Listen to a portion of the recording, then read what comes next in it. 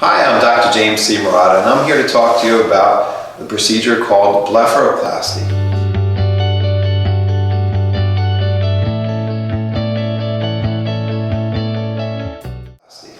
Blepharoplasty, or more commonly known as the eyelid lift, is a name derived from Greek. Blepharo means eyelid, and plasty means to change or shape in Greek from the Greek word plastikos.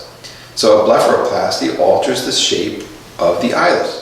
Today I'm going to talk about a lower blepharoplasty or a lower eyelid lift. A lower eyelid lift changes the shape of the eyelid by altering the skin, muscle, and underlying fat, which causes the problem.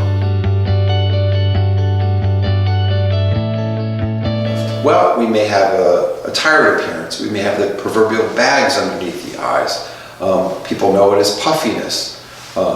There may be dark circles or hollows underneath the eyes. There may be wrinkling of the skin. All this creates to a tired appearance or an aged look to the lower eyelid. It has a big impact on how people feel about their appearance, and it's very important to help achieve a rejuvenated, youthful look by altering the shape of the lower eyelid. The appearance of puffiness or bags or dark circles, it can be caused by many different things. Most commonly it's fat. There's herniations of fat or little small outpouchings of fat underneath the lower eyelid which give that appearance. There may be loss of fat in other areas below the orbital rim, or there may be descent of the cheek fat lower, giving a drawn look to the lower eyelids. Typically the procedure is cosmetic in nature. It's not covered by insurance because it doesn't represent a functional problem or an aesthetic issue for people. It's most commonly caused by aging, but it can be congenital in nature, meaning bags or puffy eyes can run in families, and very commonly we've operated on people in their 20s and 30s who have developed an early onset of eye bags. Well, there's many different approaches. People are always worried about operating on the eye. Well, we're not really operating on the eye itself, we're operating on the eyelid. What we're trying to change is the underlying fat, muscle, and skin, which is causing the abnormal shape of the eyelid. And how do we approach that? Well, there's many different approaches. One approach is called a transconjunctival. That's done from inside the lower eyelid. There's also what we call a subciliary approach. Subciliary means underneath the lashes. So in that case, there might be a suture line underneath the lash line. Those two different approaches are the most common things. I prefer in most cases, to use a transconjunctival approach because it's safer for the lower eyelid.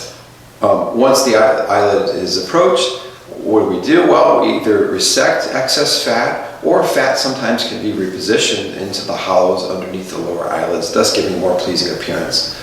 Redundant or excess muscle can be trimmed, and then excess skin removed. And the skin can be then tightened either with a chemical peel or with a laser procedure at the same time. The eyelid can also be supported or lifted by doing what we call a canthopexy or canthoplasty procedure, once the eyelid is literally lifted up and outwards to give a more supported lower eyelid. Then finally, the suture line may be closed with fine sutures, leading to an imperceptible line or scar underneath the lower eyelid. Lower eyelid procedure takes about an hour to an hour and a half, depending on really what the goals of the procedure are. For more simple blepharoplasties, it's on the order of an hour. For areas where I'm doing more complex procedures, repositioning of fat or injecting of fat, procedures can take up to an hour and a half. It's all to achieve the most pleasing contour we can of the lower eyelid.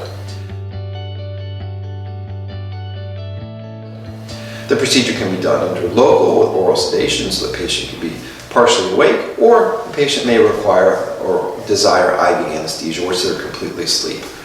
If there are sutures placed, in some cases we can avoid any external sutures completely, but if sutures are placed in order to tighten lower eyelid skin, the recovery is very quick. Sutures come out in about 3 days after the procedure. Most bruising and swelling is gone by 7 days following blepharoplasty. Patients universally feel great. They typically do not complain of discomfort.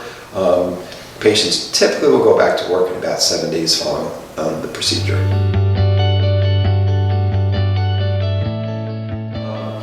There are other factors which influence the appearance of the lower eyelid, which means there's sometimes other procedures that we may want to consider at the same time that we do a lower eyelid lift.